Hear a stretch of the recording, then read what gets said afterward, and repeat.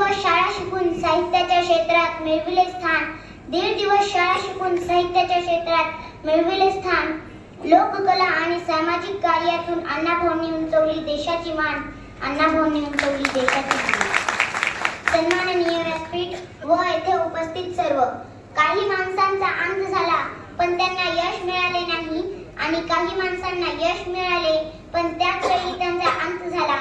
या दोन्ही टप्प्यांच्या मधोमध उभे राहून स्वतःच्या काळजाचे रक्त आपल्या लेखणीला पाजत मातीखाली दबलेल्या माणसांचा हुंकार ज्यांनी आपल्या साहित्यातून अक्षरबद्ध केले ते लोकशाही म्हणजे साहित्यरत्न लोकशाही डॉक्टर अण्णाभाऊ साठे होय. लोकशाही म्हटलं की आपल्याला सर्वप्रथम आठवतं ते अण्णाभाऊ साठे यांचं नाव. शब्दाची खाण, महाराष्ट्राची शान आणि बहुजनांची आण म्हणजे लोकशाही अण्णाभाऊ साठे हे होय. थोर समाज सुधारक, असामान्य लेखक लोकशाही अण्णाभाऊ साठे यांचे पूर्ण नाव तुकाराम भाऊराव साठे हे होते. त्यांचा जन्म 1 ऑगस्ट 1920 रोजी महाराष्ट्रातील सांगली जिल्ह्यातील वाटेगाव या खेड्यात झाला.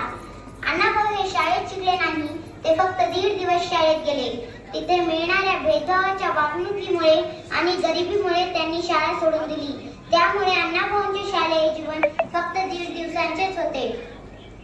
मोजकेच शिक्षण घेतलेले अण्णाभाऊ लहानपणीच आपल्या वडिलांसोबत मुंबई येथे आले आणि मिळेल ते काम अण्णाभाऊंनी केले.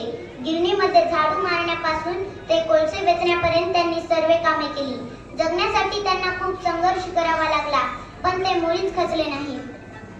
शाळा न शिकताही त्यांनी आपल्या असामान्य शब्दांच्या खाणीमुळे 35 कादंबऱ्या, 3 नाटके, 19 कथासंग्रह, 14 लोकनाट्य, 11 पोवाडे, 60 चित्रपट कथा, 1 प्रवास वर्णन आणि शेकडो लावण्या व गाणी लिहिली.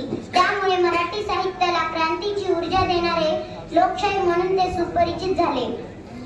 समाजाला एक नवी दिशा देण्याचे कार्य त्यांच्या साहित्यातून घडले. उपेक्षित समाजातील माणसांचा आवाज उठवण्याचे काम त्यांच्या लेखणीतून झाले. आपल्या अजरामर साहित्यातून त्यांनी महाराष्ट्रात परिवर्तन घडवून आणले. अण्णाभाऊ यांनी डॉक्टर बाबासाहेब आंबेडकरांच्या शिकवणुकीला अनुसरून दलितांच्या गुलामगिरीच्या विरोधात आवाज उठवला. जग बदल घालून निघावं सांगून गेले मज भीमराव या त्यांच्या क्रांतिकारी गाण्यामधून ते समजून येते.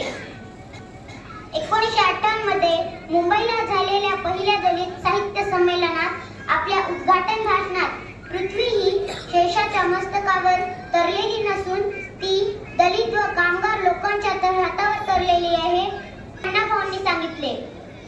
अण्णाभाऊंचे विशेष कार्य म्हणजे छत्रपती शिवाजी महाराजांचे जीवनचरित्र आपल्या पोवाड्यातून रशियापर्यंत पोहोचविले.